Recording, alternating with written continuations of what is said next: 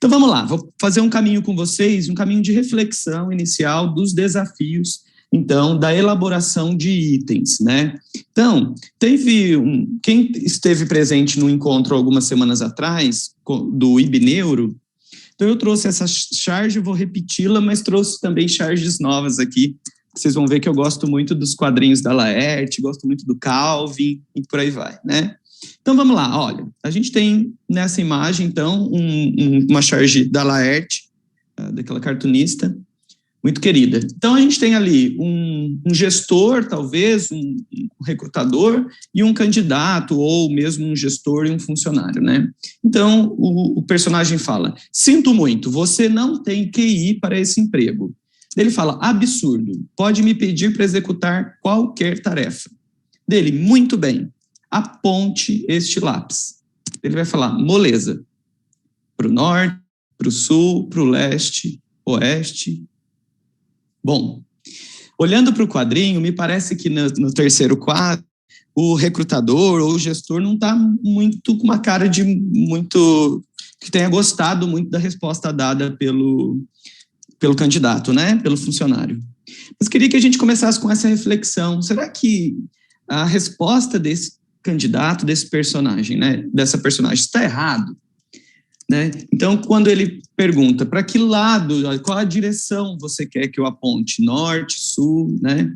Mas, ao mesmo tempo, a gente precisa olhar para a pergunta que foi feita, já tentando correlacionar com o nosso tema, que é a construção e elaboração de itens, né? Então, se a gente olhar, o verbo presente, o verbo mais importante, né, da sentença proferida foi aponte. E aponte, o verbo apontar, na nossa língua, ele pode ter mais de um significado. Então, a gente pode entender tanto do ponto de vista, né, de apontar, no sentido de descascar o lápis ou fazer ponta no lápis, que acho que me parecia que era o objetivo aqui pela resposta facial ali do recrutador, mas também pode significar, né, apontar no sentido de mostrar a direção.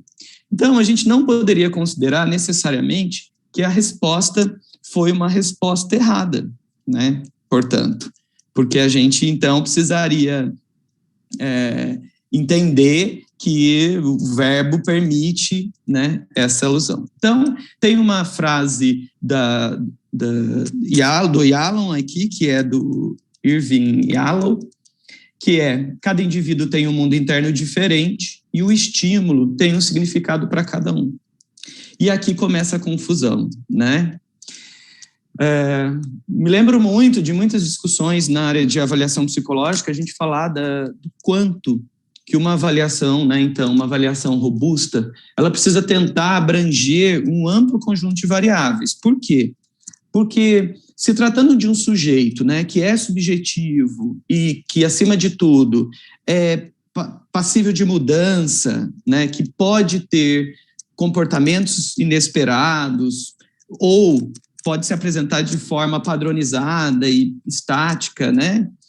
Mas, enfim, nós estamos falando de analisar algo no contexto humano, né, no contexto social, né, que é a nossa principal área de atuação. Logo, é muito complicado a gente partir da ideia de que numa avaliação, com o uso de algumas ferramentas, a gente vai conseguir entender quem é esse sujeito como um todo, né?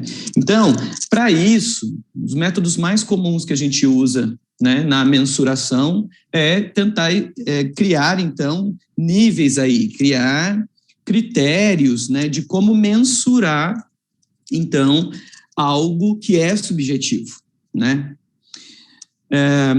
E aí, pensando nesse sentido, seria muito prudente a gente entender que todo método de mensuração, né, ele deveria permitir buscar evidências, né, evidências daquele fenômeno, da presença ou não daquele fenômeno, ou dado que é algo que é presente no ser humano, em que grau de intensidade é isso? Ou, se tratando de uma competência ou de uma habilidade, né, quantas informações me levam a acreditar que aquilo é algo presente ou não e de qual é a força dessa intensidade da presença nessa pessoa, nesse indivíduo, nessa comunidade, enfim, né? Então, basicamente, mesmo do ponto de vista qualitativo, numa entrevista clínica, enfim, nem necessariamente se tratando de uma medida padronizada, sempre a gente tem um critério ali de tomada de decisão, de investigação, que normalmente segue uma sequência de evidências, né? Se eu vou tentando relacionar um pouco com o que o Dr. Carlos falou aí, né, Eduardo? Ele trouxe essa questão, né, do quanto que, sei lá, a minha memória parece que ficou diferente depois que eu tive o Covid. Então, bom, mesmo numa entrevista clínica, você vai buscar fontes de evidências, né? Então, você esquece algo, um número que você acabou de ler para poder digitar em algum lugar, você está com o celular na mão e, de repente, está procurando o celular em algum lugar, né? Então, você vai buscando evidências e, na medida que essas evidências vão se tornando maiores, um acúmulo de evidência, você diz que aquilo tem um grau mais forte nessa pessoa, né? Então, basicamente, é assim que a gente vai fazer. E é claro que depois eu vou tentar, se der tempo, voltar um pouco nesse assunto, mas mesmo quando você está criando uma escala para investigar um fenômeno, normalmente uma escala ela é composta por mais de um item. Então, quando eu digo, mesmo quando eu pego o DSM-5 lá, os critérios de diagnóstico diferencial, né? Então, assim, não basta cumprir 1 ou 2 critérios, tem que cumprir mais de um critério, e quanto mais critérios vai cumprindo, são evidências, então, da presença daquele sintoma e do grau de força daquele sintoma. Então, basicamente, esse é um mínimo de um processo, né? Mas aí, vamos lá, porque a ideia é falar de desafios e tentar pensar em algumas soluções. Então, vamos para um outro desafio aqui do Calvin. Qual foi a sua nota? Ela responde para o Calvin, eu tirei um A. Daí ele fala, é mesmo? Puxa, eu não queria estar no seu lugar. Eu tirei C. Ué, mas por que razão você prefere tirar um C a tirar um A? Bom, a minha vida fica mais fácil se eu mantiver a expectativa das pessoas em um nível baixo, né? Então, quer dizer, gente, alguém discorda do Calvin? Eu ultimamente ando muito com ele aqui, tá? Então, o Luiz entra aqui no começo, faz alguns elogios, pronto, aí sobe a expectativa. Gente, então, quando a gente vai construir um item também, a gente precisa pensar nessa questão do quanto, inclusive, que aquela pessoa, aquilo que ela vai responder, o quanto que ela está sendo sincera, por exemplo, né? Na construção de escala, sobretudo de personalidade, é comum a gente encontrar itens, fatores, que a gente chama de fatores associados à desejabilidade social, né?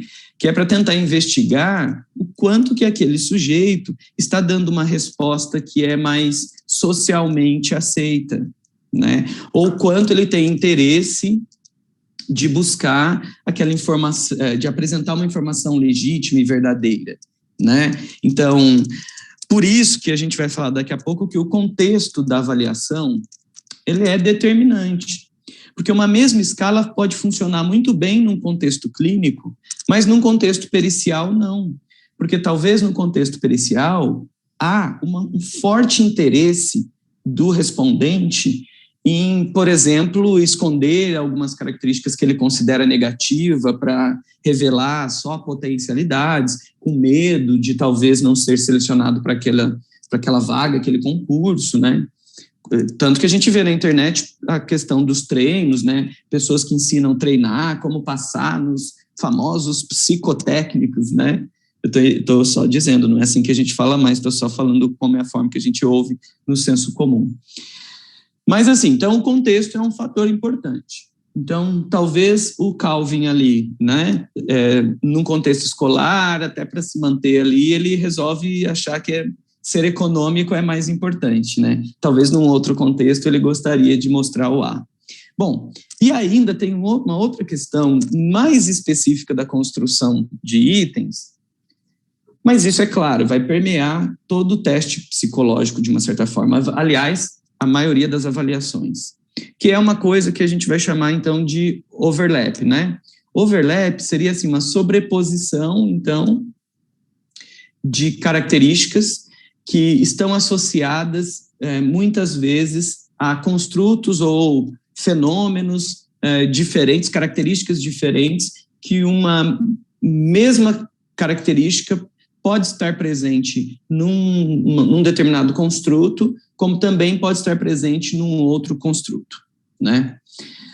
O overlap, essa sobreposição é muito esperada, né? Porque no ser humano a gente até faz as coisas de forma mais a gente até fatia ou separa em partes, né? A psique, o organismo, tal. Mas os construtos, eles são muito relacionados, né? Alguns mais e outros menos, alguns relacionados de forma direta, outro de maneira transversal. Mas dificilmente, né, um fenômeno ele é puro, né? Quando eu falo, por exemplo, de memória, né, apesar de eu conseguir separar aspectos que são mais indicadores da memória do que da atenção, mas são construtos altamente relacionados. A memória e a atenção, né, estão altamente relacionados. O desempenho na memória vai ter uma relação com o processo atencional em si. Então, mas isso é esperado, né? Por exemplo, quando eu penso numa literatura sobre a memória, eu já espero que o processo atencional, o processo de raciocínio e, inclusive, do humor, possam interferir na capacidade de memorização, de retenção, de recordação, né? Mas aí, continuando essa provocação aqui, né? E não sei se... Então, vamos pensar em alguns itens, né? Vou trazer aqui alguns itens para dar esse exemplo para vocês do quanto que uma mesma sentença, uma mesma frase, um mesmo item, um mesmo aspecto pode estar presente em mais de um sintoma, doença, ou mais de um transtorno, ou até mesmo em mais de uma característica, condição, competência. Então, vamos lá, ó. Por exemplo, né, numa entrevista você ouve um sujeito dizer, olha, eu tenho evitado participar de coisas em grupo, sabe? Então, essa frase, ela pode estar associada a... Isso pode ser uma característica associada a, por exemplo, um medo de ser criticado, né? Então, o medo que eu tenho de ser criticado é o fator que, de uma certa forma, está relacionado ao fato de eu evitar participar de atividades em grupo. Mas, simplesmente, pode ser por uma falta de vontade, né? Não é, em nenhum momento está relacionado ao fato da crítica em si, mas talvez ao fato de eu não ter vontade, sabe? Tipo, preguiça, estou desanimado, não estou afim. Então, a gente pode entender que esse mesmo item poderia servir para investigar aspectos, né, relacionados a algum contexto um pouco diferente ali, ou que necessitaria de um diagnóstico diferencial, né? A questão do suicídio, né? A gente vai encontrar, por exemplo, aspectos associados ao suicídio, tanto no transtorno depressivo, quanto no borderline.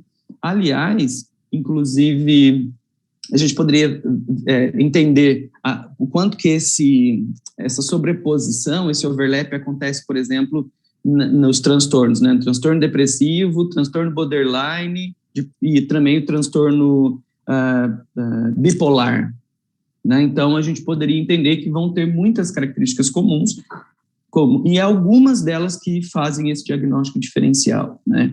Estou pensando em desistir, eu posso estar relacionando essa frase, porque realmente estava tão difícil, é de um nível tão mais forte do que aquele que eu me sinto capaz, que eu desisto porque é difícil demais, né? Ou então, às vezes, não é difícil, mas eu estou pensando em desistir porque eu estou cansado, sabe? Cansei, então eu vou desistir. Mas também pode ser, poxa, né? Eu vou dar uma oportunidade para uma outra pessoa. Já fiz várias vezes, então vou desistir dessa vez, vou abrir a oportunidade para outra. E também, enfim, pode ser porque eu tive uma outra oportunidade, então não foi porque eu desisti, porque não estou conseguindo, mas, poxa, rolou uma outra coisa mais legal ou uma oportunidade melhor, e aí eu desisti da anterior. Então, quando a gente pensa em desenvolver itens, né, a gente sempre vai ter questões que vão ali trazer problemas que a gente vai precisar pensar. A ideia hoje, até porque com tempo curto, eu não vou trazer essencialmente uma análise para vocês fazerem, né? Mas é claro que, sobretudo, nesses exemplos que eu tenho trazido, de, por exemplo, analisar se um item está mais relacionado a um determinado fenômeno ou a um outro determinado fenômeno, eu poderia, por exemplo, fazer uma análise de juízes, convidando pessoas especialistas para julgarem o quanto que aquele item realmente se associa àqueles dois fatores, ou ele é mais predominante, ou que diferencia ele de um fator ou do outro. Eu poderia também fazer, por algum critério empírico, uma análise fatorial, né, então exploratória ali, para poder verificar inicialmente os itens que se relacionam mais, né, enfim, vão existir diferentes estudos. Quem sabe dá tempo de falar de algum deles, né? Mas um ponto central, assim, então, só para, né, que em outras ciências, né, por exemplo, na física, a gente tem uma coisa que é diferente dos processos mais no contexto da psicologia, né, ou da neuropsicologia. Eu até trouxe um exemplo aqui na tela que né, quando um físico lá, ele vai construir um instrumento para medir o comprimento de alguns objetos, né, ele não tem uma questão que ele tem que responder inicial que tá, você está falando que vai medir o comprimento, mas entendido sobre qual teoria, sobre qual perspectiva, né? Tem muito isso.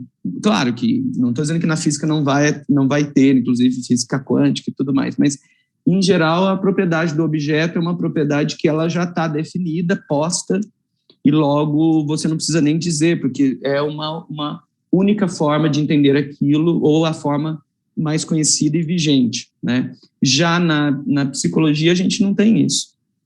Então, o que a gente faz na psicologia? Um outro quadrinho da Laerte aqui. Então, é uma charge que eu também gosto muito. Gente, já está acabando essa parte da charge. Era só para vocês ficarem aqui comigo nessa tarde. E agora eu vou vir com um pouco mais de teoria. Mas vamos lá para essa charge, né? É uma charge da Laerte, chama Os Gatos. Então, tem um gato, que é esse gato preto, que está fora do provador, e tem uma gata, né, lá dentro do provador. Aí ele fala assim: acho que essa personalidade aqui me cai bem, gatinha. É marcante, original, firme e inesquecível. Talvez precise fazer uma bainha. O que eu quero trazer um pouco para a gente, para essa reflexão dos desafios, é porque isso aqui é um pouco do que acontece, né, com os fenômenos que a gente estuda na psicologia, né? Então, o que muitas vezes a gente faz ou até de forma negativa, força, né, é que determinados construtos ou itens se relacionem com determinados fatores, né? Muitas vezes a construção de um instrumento, ela não vai seguir uma sequência que parte de uma teoria, que parte de uma definição constitutiva e operacional e chega lá nas validações empíricas. Não, a gente vai encontrar modelos que vão, por exemplo, partir do empirismo, né? E a partir disso vão tentando provar o modelo, como o modelo dos 5 grandes fatores de personalidade, né? O Big Five. A gente, nas literaturas, né? Inclusive a gente teve a presença do professor Cláudio Rutz aqui, né, um dos pioneiros em estudar os 5 grandes fatores aqui no Brasil, autor de escalas, e o que a gente percebe é que, inclusive, não se fala a teoria do Big Five, né, mas se fala o modelo empírico dos 5 grandes fatores, porque ele é uma construção que é meio que assim, né, vem de dados que vão sendo coletados, os itens construídos vão sendo reformulados, na medida que eles vão tendo bons resultados, eles vão se encaixando em algo que a gente consegue provar um pouco mais teoricamente, né? Mas isso não é uma crítica em si, é uma forma que a gente também encontra. E aí, para trazer um pouquinho de teoria aqui, eu sei que nós vamos encontrar na literatura modelos um pouco mais completos do que esse. né? Inclusive, esse modelo é um modelo mais clássico, assim, que usa muito teoria clássica, não é um modelo muito atual. Eu poderia ter tido um tempo e falado, e aí, Luiz, Roberto, me dá uma dica aqui de um outro gráfico mais atualizado aqui, porque dá para incluir um monte de outras etapas aqui. Mas como eu vou pensar uma parte delas, que é uma parte que tem a ver com a elaboração de itens, né? Então, eu vou me ater, gente, muito... aproveitar para fazer um jabá aqui, né? Então, se você depois quer aprender que tipo de análise você pode usar para trabalhar com muitos desses fatores aqui, e não necessariamente usar aí um modelo muito da teoria clássica e talvez um modelo mais moderno, você pode adquirir o e-book do Luiz Anunciação, né? E aqui tem muitas coisas práticas, né? Como em R e ASP aí, como fazer análises também. Fica aqui, ó. Olha lá, o Roberto falou aqui no chat que ele usa o e-book do Luiz nas aulas. Então, fica a dica aí. Está lá no Amazon também. É uma publicação da editora Nila Press. Voltando, depois dessa publi, é assim que fala na internet, né?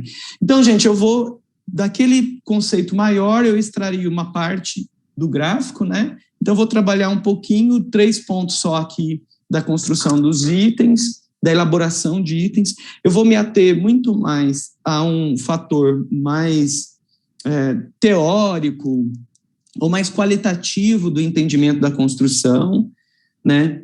Não vou me ater só à construção de itens em formato de escala, vou trazer 2 exemplos aqui também de contextos mais de figurativos e itens de desempenho, não necessariamente itens só associados a comportamento e atitude, volição, tal. Mas fica aqui uma dica que, se vocês tiverem interesse, poderiam atormentar aí, pedir para o Luiz Anunciação, para o IBNEC, enfim, pensarem em cursos prolongando esse assunto, tá bom? Só não me convidem, porque senão eu já vou ficar barrado aqui na análise fatorial, né? Mas vamos lá. Do ponto de vista, assim, das etapas, então, para a elaboração de itens, né? O primeiro ponto central é o objeto, né? Assim como eu dei o exemplo lá na física lá do comprimento de um objeto, né? Quando a gente fala de construir itens, a gente começa por um aspecto mais teórico, né? Então, assim, o que essencialmente, qual é o fenômeno, qual é o construto que se quer medir? Seu objeto, né? E aí, até trazendo um exemplo aqui, né? Então, mais dentro da psicologia, então o meu objeto pode ser, por exemplo, cognição. Eu quero construir uma medida para avaliar a cognição. Então, cognição, né, um objeto de estudo da psicologia, da neuropsicologia. Então, o que seria esse objeto? A cognição. E qual é a propriedade desse objeto? Seria a extensão ali um pouco mais, seria meio que refinar um pouco mais esse fenômeno maior. Porque cognição é um conjunto de propriedades, de coisas que estão relacionadas ao que a gente classifica como cognição. Então, você vai avaliar a cognição, mas especificamente o que na cognição? Então, a gente vai para um outro subsistema, né, que é a propriedade da cognição que a gente quer trabalhar, que é a propriedade, por exemplo, inteligência verbal, né? Então, assim, cognição muito mais amplo. Então, como eu não conseguiria medir cognição diretamente, eu teria que ir para uma propriedade específica dela para tentar chegar nesse objeto maior. Então, vou pegar um sistema dele, que é a inteligência verbal, né? Mas aí, mesmo do ponto de vista da inteligência verbal, ainda a gente precisa responder uma pergunta. O que a gente está considerando como inteligência verbal e a gente quer medir é um construto único, é algo único, ou é algo que também se divide em subcomponentes? Então, voltando ali um pouco para essa tabela, então, sistema psicológico, qual é o objeto? Cognição. Qual que é o atributo, a propriedade que você vai trabalhar essencialmente? Inteligência verbal. essa inteligência verbal, ela é uma única coisa ou ela se divide em partes, em subsistemas? Se ela se divide, é a dimensionalidade. Então, é desse ponto, né, que é importante a gente pensar. Quantas dimensões, né? Então, quando eu falei lá do modelo empírico dos 5 grandes fatores, né, então eles fizeram uma meta-análise juntando muitas informações sobre traços de personalidade e por um agrupamento em 5 fatores, em 5 dimensões, foi uma forma mais compilada de agrupar esse conjunto de variáveis que eles tinham sobre características e traços de personalidade. Quer dizer que se divide só em 5? Não, são macroagrupamentos que eles conseguiram chegar. Cada um desses 5 fatores também se dividem em mais propriedades, né? Tanto que o próprio Cláudio Rutz, me recordo que eles começaram a trabalhar, eles trabalharam com a escala de neuroticismo, depois com a escala de extroversão, socialização, e depois, então, compuseram a bateria fatorial de personalidade, a BFT, que então contemplava os 5 fatores, né? Dentro de cada um desses fatores tem subsistemas.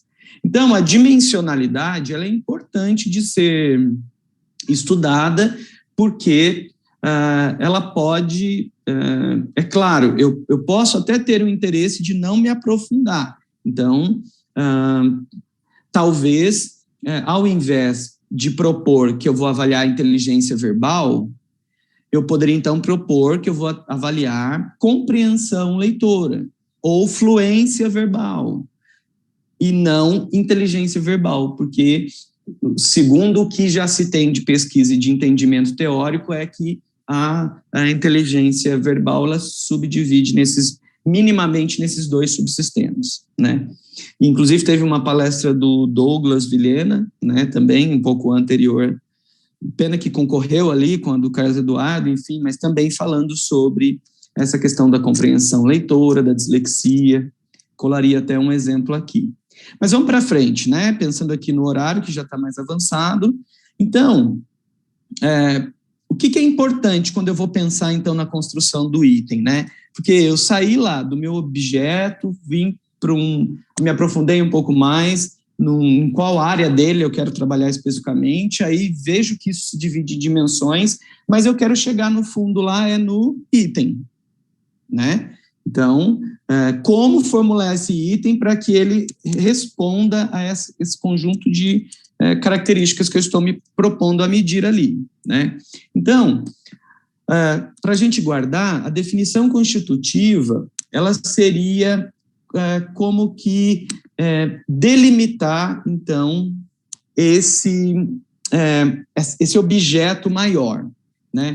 Então, naquele exemplo até que eu dei, então, a gente poderia, quando a gente fala assim, olha, eu quero avaliar inteligência verbal, mas explica o que é inteligência verbal. Aí a pessoa vai usar algum construto para explicar aquele construto, né? Então, no exemplo aqui, inteligência verbal pode ser definida como a capacidade de compreender a linguagem. Então, olha, eu uso algo que é teórico, que é abstrato, que é capacidade de compreender. O que é, né, o verbo compreender? Ele é altamente abstrato, né?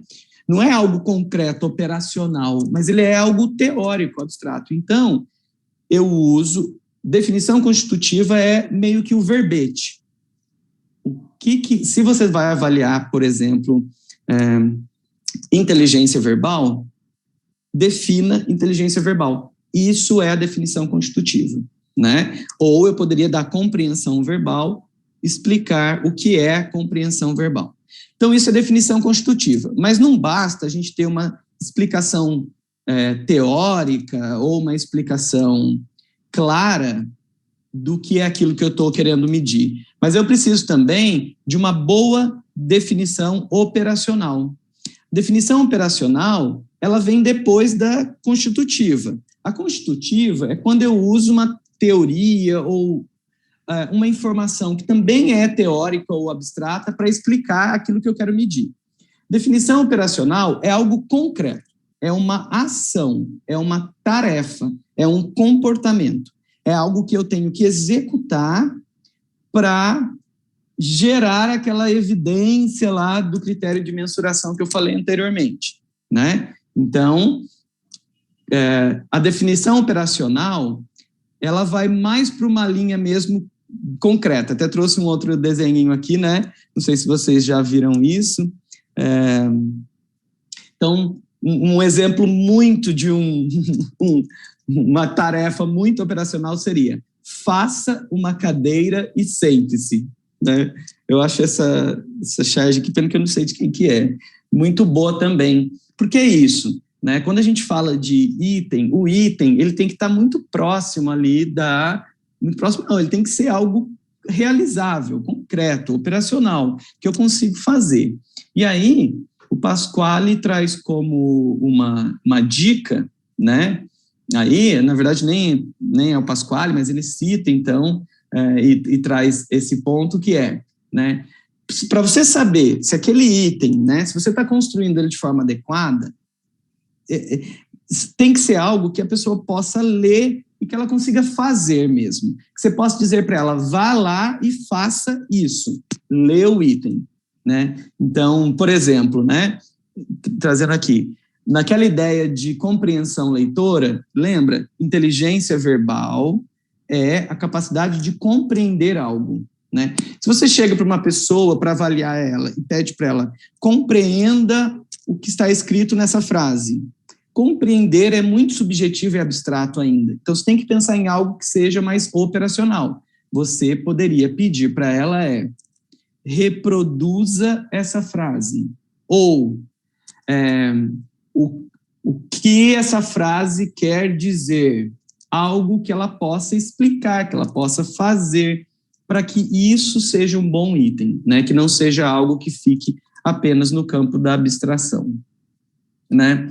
Um outro fator importante de quando a gente está trabalhando com construção de itens, e sobretudo da questão dessa definição operacional, né, de algo que seja mais possível de ser feito e por isso mais concreto para o respondente, né? Porque quando eu digo assim, ó, empatia, né?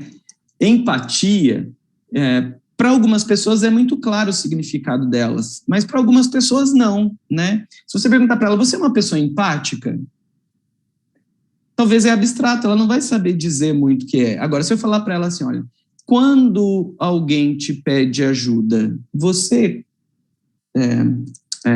ajuda essa pessoa? Quando alguém fica triste ou preocupado perto de você, você procura tentar ajudar ou compreender, né? Ou, enfim, você pode ir pensando em compreender. Acabei de falar que não é bom, mas então pensar em itens que sejam algo mais fácil, mais operacional, né? Se eu empurro o coleguinha na fila da escola, eu não estou sendo empático. Então, sei lá, empurrar colegas na fila da escola pode ser um item para crianças, para analisar, por exemplo, agressividade, empatia, alguma coisa assim, né? Bom, então, por fim, gente, a gente sempre tem que pensar quando vai construir o item, que esse item ou, né, que ele seja um item abrangente, não no sentido dele ser pouco claro ou pouco específico, mas no sentido dele realmente abranger aquilo que a gente está querendo medir, né? E tentar pegar todo o espectro daquilo que se quer medir.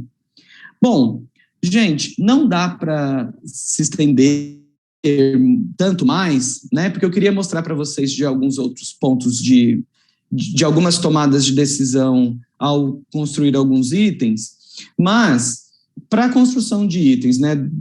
Dois últimos pontos, assim. Um deles é buscar itens. Onde a gente busca itens, né? A gente pode buscar na literatura, então buscar outros instrumentos que medem construtos relacionados ou definições que possam ser definições constitutivas e que eu consiga, junto com um grupo, pensar em como operacionalizar aquelas definições. Também fazer entrevista com pessoas que sejam daquela população ou que atuem naquele contexto que se quer criar aquele instrumento. E também, né, como eu falei, daquele lance do empirismo, né, talvez construir um pool de itens e depois ir selecionando daquele pool de itens, qual deles se relaciona mais com o fenômeno ali que eu quero investigar, né? Depois, se vocês ficaram curiosos, esse livro do Pasquale, de psicometria, enfim, era um livro mais antigo de 2003, tem agora uma versão de, acho que 2010, não sei se atualizou mais, mas vocês vão encontrar lá um pouquinho de alguns outros critérios para a construção de itens, né? Mas eu não vou conseguir falar de todos, mas assim, qual que é a ideia, né? Um item, ele tem que ser claro, ele tem que ser um item simples, né? Ele tem que ser um item que tente procurar medir exclusivamente uma coisa e não que seja um item que eu possa misturar ou medir mais de uma coisa. O item, ele deveria evitar usar, se ele é um item que tem magnitude de resposta, não colocar uma frequência dentro do item. Então, por exemplo, uma escala que vai de 1 a 5. 1 é pouco e 5 é muito. E eu coloco dentro da frase do item, por exemplo, algum critério como assim, olha, normalmente acordo cedo. Mas normalmente, ele já atrapalha o julgamento do respondente, né? Porque normalmente pouco já começa a confusão, ou normalmente 5. Normalmente 5 é muito. Muito é muitas vezes ou é exatamente normalmente. Então, né, itens negativos, então também tomar cuidado em usar o não, né? Porque às vezes eu posso criar um item lá. Não gosto de ir a festas e lugares coletivos.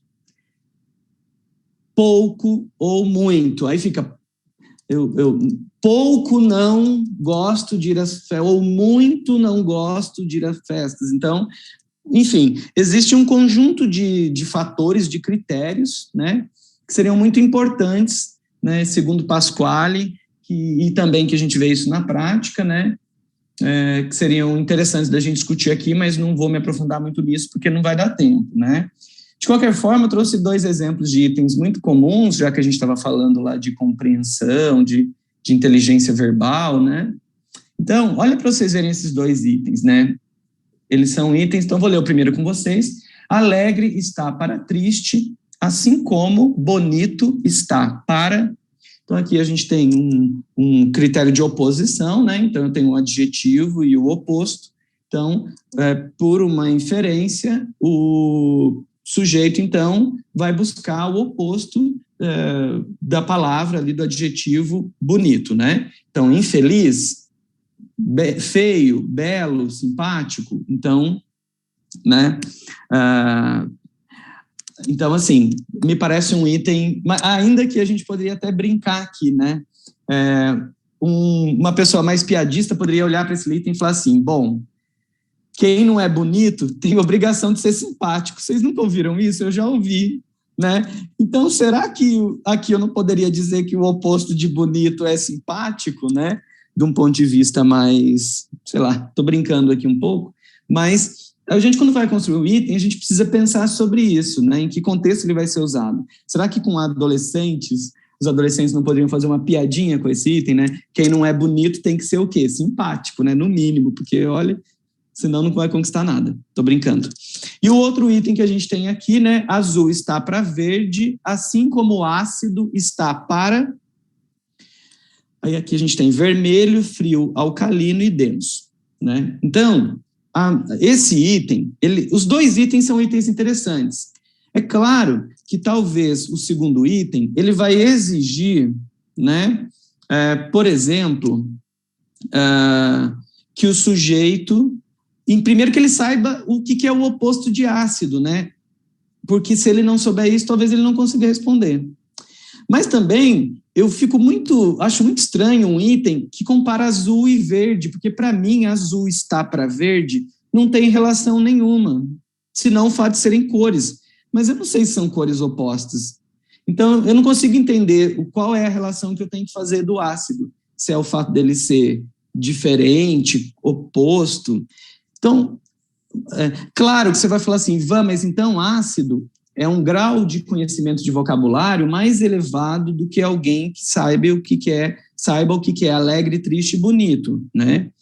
Mas não sei se vocês percebem, apesar de ele ser um item mais difícil, ele é um item que talvez não está tão bem elaborado, né? Porque parte-se do princípio de uma relação talvez inversa, azul está para verde, ou é só uma relação de que eles se categorizam dentro de um agrupamento chamado cores, né? Então, basta eu pegar o ácido e colocar ele dentro de algum agrupamento, ou realmente era uma relação oposta aqui, né? Então, bom, gente, então existe, assim, um conjunto de critérios que eu não vou me ater a eles, como eu falei, né?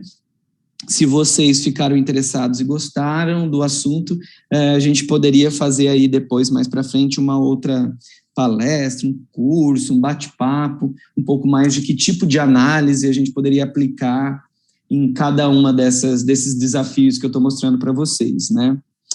Por fim, e eu estou me dando ao luxo de atrasar só mais alguns minutinhos, só em razão de ter começado um pouquinho atrasado também, mas eu só queria falar para vocês que tem um artigo bem legal, depois, se alguém quiser a referência, eu mostro para vocês aqui, posso colocar no chat depois, que é nessa crítica desse artigo sobre uma crise tecnológica na neuropsicologia e tal, que é o fato da gente usar ainda em muitas medidas da neuropsicologia, das neurociências e até mesmo da avaliação psicológica, né, coisas que são muito antigas, né, e, enfim, eu poderia, como eu participei ali do processo de construção do projeto de validação do VISC-4 para o Brasil, me lembro de muito cuidado, assim, qualitativo que foi feito com as imagens, em verificar se as crianças entendiam quais animais estavam presentes lá na ficha do cancelamento, enfim.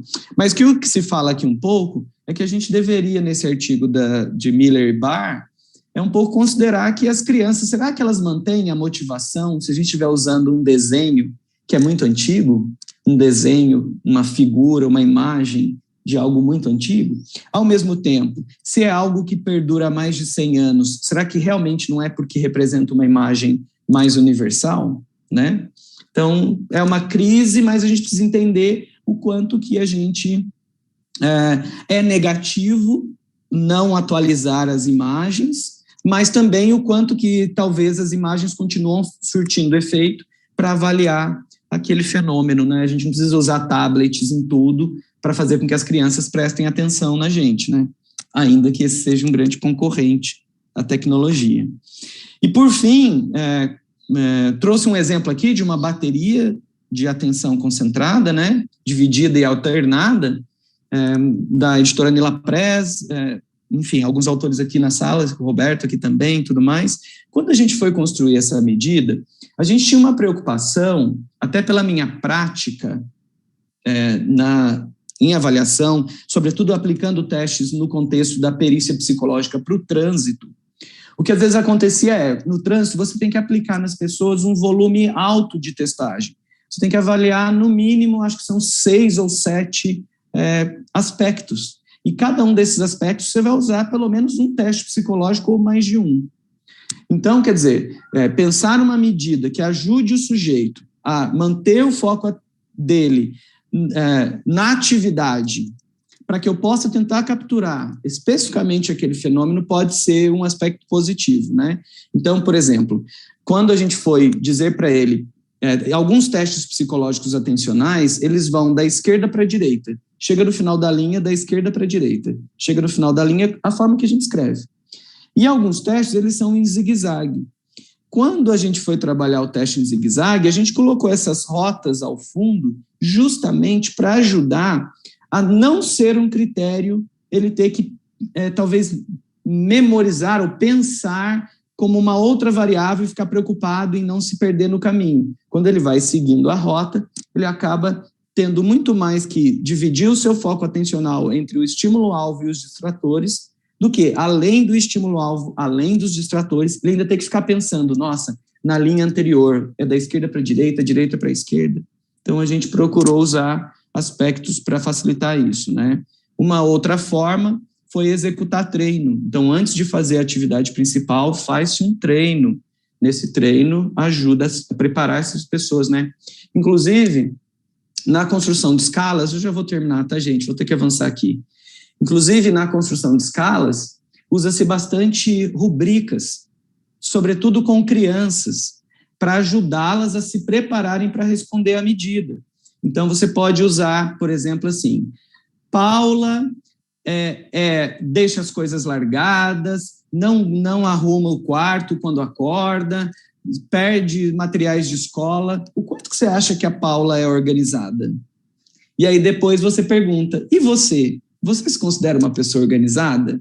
Então, às vezes, a rubrica, ela ajuda a criança a entender o que é aquilo e a se julgar se comparando com, por exemplo, uma vinhete de âncora ali, uma pista para ela poder se balizar na tomada de decisão dela. Gente, também tem medidas em formato de situacionais, então com situações, problemas, enfim. Gente, um monte de assunto que a gente poderia papear aqui, mas o tempo é curto. Então, eu vou ficando por aqui. Não sei se o assunto gerou aí algumas preocupações ou motivações em vocês. Eu espero que sim. E fico aberto aqui, então, para ver algumas perguntas. E quero agradecer, Valquíria, Luiz e vocês todos aí da organização do IBNEC. Valeu. Obrigada, Ivan. A gente tem tempo para 2 perguntas, tá? Eu deixei o Cadu entrar no seu tempo, então eu vou entrar um pouquinho no tempo do próximo também. A Regina já está até aí. O Roberto Cruz te perguntou, qual a importância dos itens distratores em instrumentos de rastreio cognitivo? Muito, muito legal essa pergunta do Roberto. E o Roberto é um dos autores do teste da bateria rotas de atenção. A gente tem trabalhado, inclusive, outros tipos de atenção aqui também. Gente, essa questão do distrator, ela é muito importante, porque a gente precisa, inclusive, na construção de uma medida, por exemplo, de atenção, é importante você verificar se você não está colocando, por exemplo, distratores que são, talvez, exageradamente diferentes, talvez, do estímulo-alvo, o que deixaria o estímulo-alvo muito fácil de ser percebido, né? Assim como também você não deveria colocar exclusivamente distratores tão altamente relacionados, a não ser que você queira pegar algo com uma acurácia ainda maior, porque senão esses níveis de distratores, né, podem contribuir, por exemplo, para um julgamento inadequado. Então, eu vou dar um exemplo, né, até para ser mais específico. Quando na adaptação do VISC 4 para o Brasil, existe um teste chamado cancelamento. Ele é um teste complementar, né? Ele não é um teste que é obrigatório. Então, lá a tarefa consiste, marque os animais. E lá tem um conjunto de animais e tem um conjunto de objetos. Uma das preocupações da adaptação brasileira foi verificar se os animais que estavam contidos lá são animais que são animais brasileiros ou que estão no Brasil. Mas, se vocês pegarem, inclusive tem acho que alguns dos subtestes do VISC, não estou lembrando qual, tem, por exemplo, nozes, tem esquilo, que é coisa que a gente não tem aqui no Brasil. Então, assim, né? Mas, ao mesmo tempo, um esquilo é algo que a criança vê num desenho animado, porque a gente importa muita coisa de fora do Brasil, né? Então, quer dizer, então você pode ali, mesmo às vezes, entender o quanto que aquele item ele é distrator realmente ou não, né? Outra coisa, também tinha um outro item lá que era um trenó, esses trenó da neve do Papai Noel. Gente, a gente pensa, uma criança lá do Nordeste, que aliás, até aqui do Sudeste, né? Estou em São Paulo, aí no Rio de Janeiro, em Brasília, uma criança vai saber o que é um trenó da neve, gente, né? Vai, porque ela vai ter assistido Frozen, ela vai ter assistido algum desenho que tem o Papai Noel, que tem o trenó. Então tudo isso, acho que a pergunta do Roberto é bem legal. A gente precisa pensar nesses detalhes. Mesmo que seja, olha, faz uma pesquisa quantitativa, verifica o quanto aquele distrator ele é realmente importante ou não, ele está funcionando antes de sair aplicando o teste do ponto de vista normativo. Acho que a minha resposta foi muito longa, Valquíria. Entendo, se só puder, só uma pergunta. Não, tudo bem. Bem, Que ainda mais? não surgiram outras perguntas no chat, só parabenizações pela sua apresentação. Ah, legal. Então, vamos deixar aqui a prof, que eu quero assistir ela também. Então, tá bom. Obrigada, Ivan. Deixa eu Quero interromper convidar, aqui. então, a professora Regina. Valeu, gente. Obrigado. Tchau, tchau. Bem-vinda, professora. A Mariana Dias.